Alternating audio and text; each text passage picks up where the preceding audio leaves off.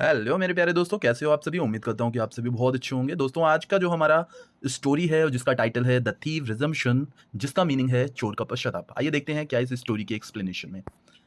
Once upon a time in a small town there lived a cunning thief named Rohan. अब दोस्तों यहाँ पर एक कनिंग वर्ड आ रहा है। कनिंग का मीनिंग होता है चालाक। ठीक है, तो सबसे पहले लाइन दी हुई है वंस अपॉन अ टाइम, यानी कि एक समय की बात है। In a small town there lived a cunning thief named Rohan. एक छोटे से शहर में रोहन नाम का चालाक चोर रहता था। He was known for his skillful tricks and ability to steal without being caught. यानी कि वह अपनी चतुर चालों और बिना पकड़े चोरी करने की क्षमता के लिए मशहूर था। However, deep inside, Rohan was a lonely man, burdened by the guilt of wrongdoings. लेकिन अंदर से रोहन एक अकेला इंसान था जो अपनी गलतियों का बोझ महसूस करता था। रॉन्ग डूइंग्स का मतलब यहाँ पर क्या है कि वो जो गलत काम करता था, तो उसको लेकर वो एक पश्चाताप था उसके मन में। One fateful night, Rohan broke into an old woman's house. As he searched for valuables, he noticed the woman praying quietly. मतलब है, एक रात रोहन एक बूढ़ी औरत के घर चोरी करने पहुंचा। As he search for valuable, यानी कि जैसे ही उसने कीमती सामानों को ढूंढना शुरू किया, ही noticed the women praying quietly, तो उसने क्या देखा कि एक औरत चुपचाप प्रार्थना कर रही है। शी विस्पर्ड, विस्पर्ड का मीनिंग होता है वो दबी दबी आवाज में प्रार्थना कर रही है। God, I hope whoever is in my house finds peace in their heart. यानी कि वो औरत क्या कह रही है? वो कह रही है कि मैं आशा करती हूँ कि जो भी मेरे घर में है वो उसे अपने दिल में शांति मिले। Her words struck Rohan like lightning, यानी कि उसकी बातों का रोहन के दिल पर एक बहुत बड़ा प्रभाव पड़ा। यानी कि कहीं ना कहीं उसकी बातों ने रोहन के दिल को झकझोर दिया।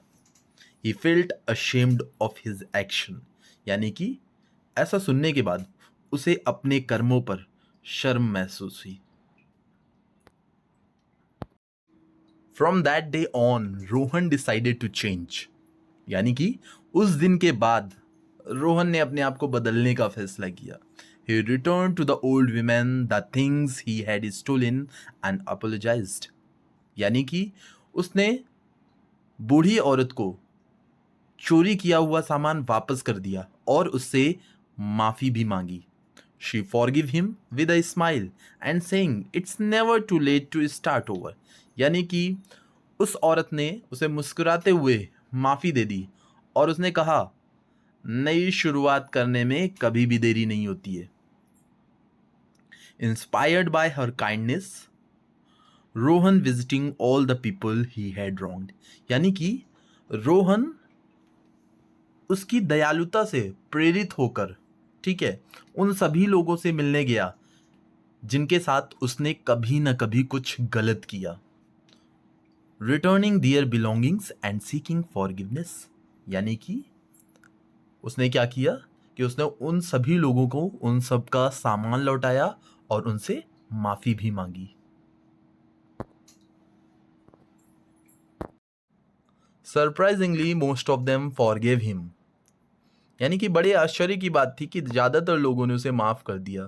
The more he try to make amends the lighter his heart felt, यानी कि जितना वो अपने आप में बदलाव करता था उतना ही उसका दिल हल्का महसूस करता था। Rohan eventually become a kind and helpful member of the community. धीरे धीरे रोहन एक दयालु और मददगार इंसान बन गया। Using his cleverness to help other instead of harming them, यानी कि उसने अपनी चतुराई का इस्तेमाल करके दूसरों की मदद करने के लिए काम करना शुरू कर दिया, उन लोगों को नुकसान पहुंचाने की बजाय।